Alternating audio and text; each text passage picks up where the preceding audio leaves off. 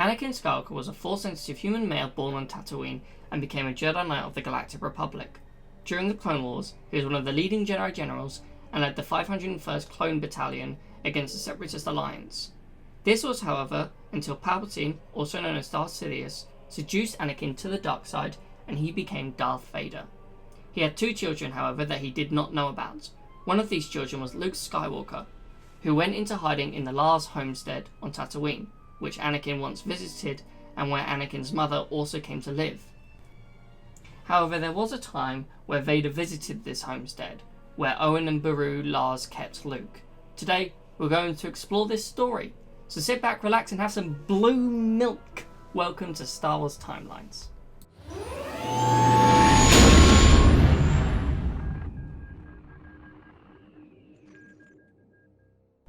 During his time as the Dark Lord, Luke and Vader crossed paths several times. However, both Vader and Luke had no idea that they were father and son. The first time was during the New Hope, where Luke witnessed Vader strike Obi-Wan Kenobi down.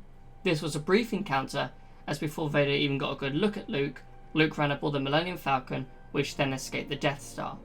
Vader also gave chase to Luke in their fighters when during the Battle of the Death Star in the Yavin system. Vader was about to fire on Luke when Han Solo fired upon an unsuspecting Vader, allowing Luke to blow up the Death Star, sending Vader flying through space like a bowling ball. Vader's bowling ball. The next time was on Simoon 1. The rebels, including Luke, had gone to blow up the factory. However, they were unaware Vader was also on the factory, as he was expecting to negotiate with the pirates the rebels were pretending to be. After arriving, Vader put the entire moon on alert, but also felt the presence of the pilot who had destroyed the Death Star, although he was unaware of the boy's true identity, Luke Skywalker. Vader made his way into the factory at once and came face to face with the Jedi apprentice. Vader soon realized that the boy had curiously been trained by Kenobi and, after the briefest of duels, snatched Luke's lightsaber. As he prepared to execute Luke for his refusal to disclose information about the rebellion, he realized that the boy's lightsaber had once been his own. Before he could question Luke further, the foot of a rebel hijacked AT-AT walker came hurling down into the middle of their standoff, knocking the two apart. Luke was able to escape, but Vader gave chase after destroying the walker. Vader chased Luke into the facility, but Luke managed to destroy the factory's power core with his speeder bike, leaving Vader as the only survivor among the factory's rubble following its explosion. It was at this point Vader vowed to find the boy's identity and turn him to the dark side. On Palpatine's orders, Vader then travelled back to his home planet Tatooine to force Jabba to supply the Empire with resources. Vader left the Hutt's palace and sought out a Tusken Raider camp, where he mercilessly slaughtered its inhabitants, still with the rage after they had killed his mother all those years ago. There he made contact with Boba Fett, where he assigned Fett the task to find Skywalker and bring him to Vader. Fett agreed, and Vader departed Tatooine, heading back to his ship.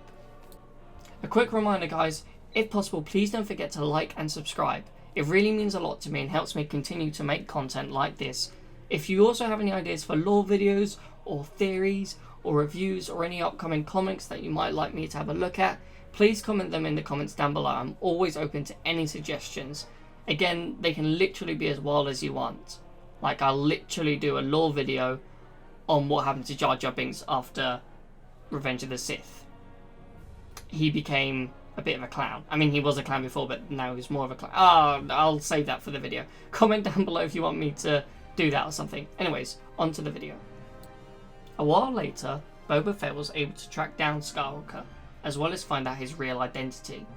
He attempted to bring Luke in, however Luke outsmarted Vader with the help of R2-D2 and the two escaped, after a fight in Obi-Wan Kenobi's former home. Fett then returned to Vader and gave Vader the boy's identity, Luke Skywalker. In his solitude, Vader remembered Amidala telling him about her pregnancy, and Palpatine's half-truth, that Padme had died in childbirth and the kids were not born. He cracked the viewport in anger. Thereupon he used his meditation chamber holo projector to contact Palpatine, but chose to say nothing about his son. Rather, Vader assured him that he would not fail and ended the transmission. Nevertheless, he accepted Luke as his son and vowed that the boy would indeed be his, one way or another. We come now to when Vader returned back to the Lars home, as well as visited Kenobi's home. Determined to find more about Luke, Vader returned to Tatooine on the Archangel, with Dr. Aphra, 000, and BT-1 in his company. They first landed at the Lars homestead, which they discovered to be deserted after an attack by Imperial troops. Vader tried to find traces of Luke's presence. Unable to find anything of importance, Vader left the moisture farm and went to Kenobi's home, where he indeed felt the remnants of Luke's usage of the Force during his duel against Fett, but nothing else. Little did Vader know that Luke had already been and gone and collected the journal of Obi-Wan Kenobi, something that probably Vader, if he found out about, would have very much liked to have. Vader would come yet to have another showdown with Luke on Cloud City in 3 ABY.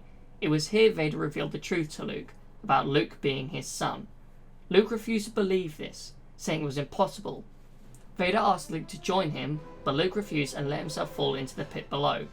Luke survived, and Vader attempted to capture him and the Falcon, but the Falcon escaped with Luke after R2-D2 fixed the hyperdrive. After the duel, Vader once again travelled to the Lars homestead on Tatooine, hunting for information on Luke Skywalker and seeking revenge on all those who'd hid his son from him. Tragedies and images from Vader's past came hurtling back. He landed with a droid and some Death Troopers and commanded them to patrol the perimeter. The droid informed Vader that the home belonged to Clegg Lars and Shmi Skywalker. Vader then has a flashback of the last time he saw his mother as a child. They then venture into the home deeper, where the droid informed Vader Owen Lars and Beru had inherited the home after Clegg Lars died. Again, Vader sees them as well. This was when the droid told Vader Owen and Beru adopted a child, Luke Skywalker. The droid went on to inform Vader that there isn't much record of Luke and that he was really only known for flying. They then travel into Luke's room, where he spent time with his toys and tools. Vader touches one of the tools and has another flashback of his time here with Padme after his mother died. The droid then finds a lubrication vat, the same one used to give C-3PO his oil bath. The droid remarks that it looks like Tusken Raiders had destroyed it, and then goes on to tell Vader how Shmi Skywalker was killed by Tusken Raiders, and that the village of those Tuskens in particular was massacred shortly after. Little did the droid know that Vader did this himself. Vader has yet another flashback shortly after his mother's death, where he confesses to Padme that he did that to the Tuskens. He is then overwhelmed with memories of Yoda, Padme and himself. Vader, once again consumed by rage, activates his weapon in complete anger. However, in spite of his deep immersion in the darkness, Vader never succeeded in fully killing the side of him that was Anakin Skywalker. His confrontation with his son, the aspiring Jedi Knight Luke Skywalker, during the end of the Galactic Civil War, awoke the compassion within inside the Sith Lord, causing Vader to renounce his allegiance to the Sith in order to save Luke from the Emperor's wrath.